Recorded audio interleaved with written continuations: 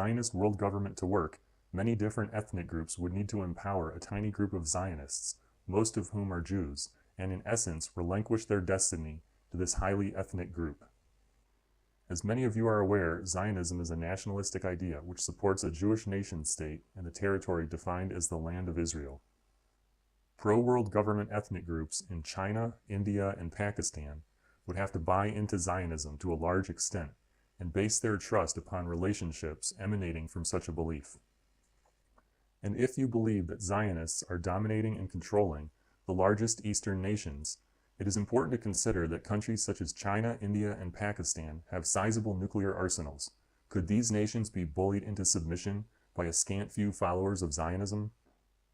And if they could, would the leaders of these Eastern nations continue to enthusiastically support the idea of world government and champion a global banking structure run by a dominant group of Zionists?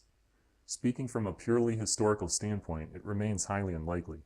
And yet, the leaders of the Eastern nations are in full support of the emerging world government and its banking structure. Some say that Freemasonry is controlled by Zionists. If this were the case, Freemasonry would surely be forced to carry out the agenda of Zionism.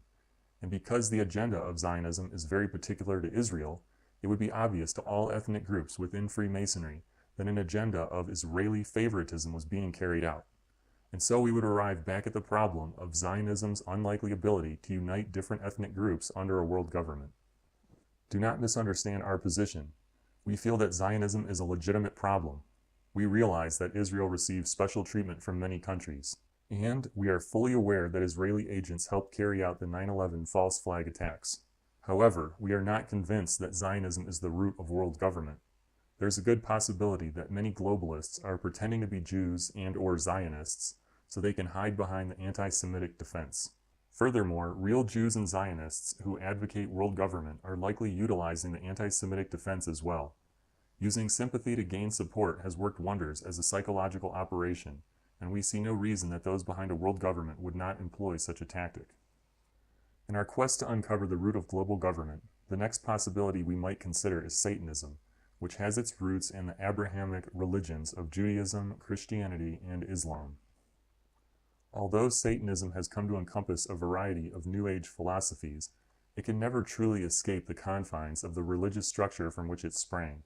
Surely there have been some moderately successful attempts to morph Satanism into atheism, but because its origins lie in the Abrahamic religions, it does not easily translate into other world religions and belief systems.